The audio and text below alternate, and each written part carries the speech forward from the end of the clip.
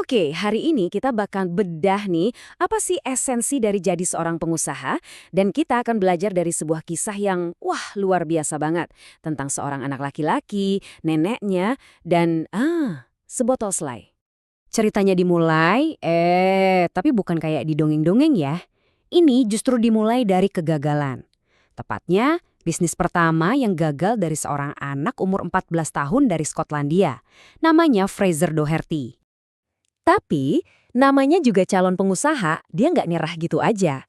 Fraser malah beralih ke sesuatu yang lebih personal, lebih dekat sama hatinya. Resep selai neneknya. Nah, dari sinilah kisah Super Jam yang kita kenal bener-bener dimulai. Coba deh lihat lini masa ini. Gila, cepet banget kan? Dari dapur rumahan di usia 18 tahun, selainnya udah nangkring di rak supermarket besar.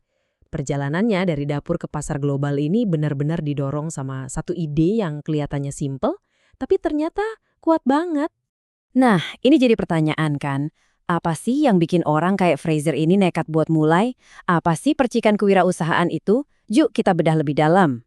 Intinya gini, kewirausahaan itu seni mengubah ide jadi bisnis. Sesimpel itu, ini soal gimana kita bisa ngelihat peluang di saat orang lain mungkin nggak lihat dan punya nyali buat ngejar peluang itu, sekalipun kita mulai dari nol atau dengan sumber daya yang pas-pasan.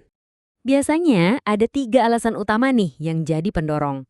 Pertama, ya jelas pengen jadi bos buat diri sendiri, bebas. Kedua, karena punya ide yang gatel banget pengen diwujudin.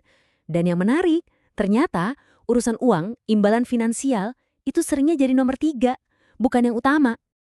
Tapi kan punya ide aja nggak cukup ya. Nah, para pengusaha sukses itu biasanya punya 4 karakteristik kunci. Dan keempat-empatnya ini bisa kita lihat jelas banget di dalam kisah Fraser. Kunci nomor 1, passion atau gairah. Ini penting banget. Tanpa kecintaannya sama selai, Fraser mungkin udah nyerah pas bisnis ayamnya gagal. Passion inilah bahan bakarnya yang bikin kita terus jalan pas lagi susah-susahnya. Oke, selanjutnya, yang kedua, fokus sama produk dan pelanggan. Ini krusial. Fraser itu jeli. Dia sadar loh, kok penjualan selai makin turun. Oh, ternyata orang-orang sekarang pengen pilihan yang lebih sehat. Nah, disinilah letak kejeniusannya. Dia nggak cuma ngikutin resep neneknya plek ketiplek, dia berinovasi. Dia ciptain selai yang 100% dari buah tanpa gula tambahan. Jadi, kelemahan pasar, yaitu selai yang dianggap nggak sehat, justru dia ubah jadi kekuatan terbesarnya. Cerdas. Kunci ketiga, kegigihan. Tahan banting. Bayangin aja, waktu pertama kali dia nawarin ke supermarket, dia ditolak. Dibilangin perjalanannya masih jauh. Tapi apa dia nyerah? Enggak, dia menghabiskan, coba bayangin, 2 tahun penuh buat meyakinkan pabrik dan agensi desain buat kerjasama.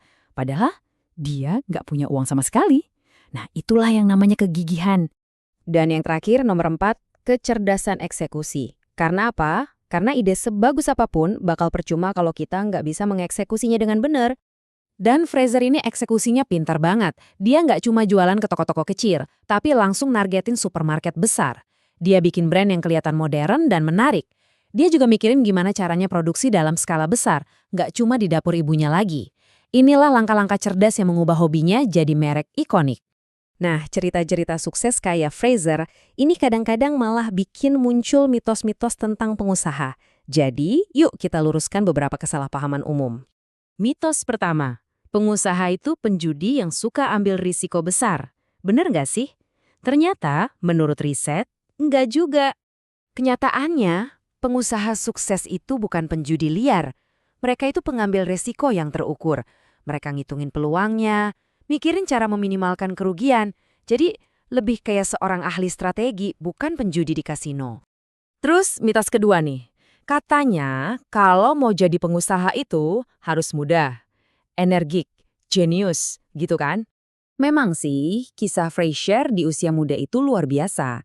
Tapi, kalau kita lihat datanya, itu bukan gambaran umum. Faktanya, jadi pengusaha itu nggak kenal umur. Aktivitas wirausaha itu tersebar hampir merata di semua kelompok usia. Kadang, pengalaman hidup itu sama berharganya dengan energi anak muda. Oke, jadi kita udah ngomongin soal individu. Tapi, kenapa sih ini semua penting? Apa dampaknya buat kita semua, di luar kisah sukses satu orang? Pengusaha itu, menurut ekonom Joseph Schumpeter, adalah mesin dari penghancuran kreatif. Kedengarannya serem ya, tapi maksudnya positif kok. Mereka terus-menerus menciptakan inovasi baru yang menggantikan teknologi atau produk lama. Dan inilah yang bikin ekonomi kita terus maju dan berkembang. Gampangnya gini dah, mereka itu tulang punggung ekonomi. Usaha kecil dan menengah atau UKM yang seringnya dirintis sama para pengusaha ini ternyata menciptakan sebagian besar lapangan kerja baru. Besar banget kan dampaknya? Dan dampaknya itu nggak cuma soal ekonomi, tapi juga bisa menyentuh sisi sosial. Kayak yang dilakuin Fraser Doherty. Dia bikin pesta tes Super Jam buat para lansia yang kesepian. Jadi bisnisnya nggak cuma cari untung, tapi juga membawa kebahagiaan. Jadi dari kandang ayam yang dimakan rubah sampai jadi sebuah merek global yang menyatukan banyak orang, perjalanan Fraser ini jadi bukti nyata kekuatan sebuah ide yang dibarengi sama passion dan kegigihan. Nah, ini semua menyisakan satu pertanyaan buat Anda. Super Jam Anda apa?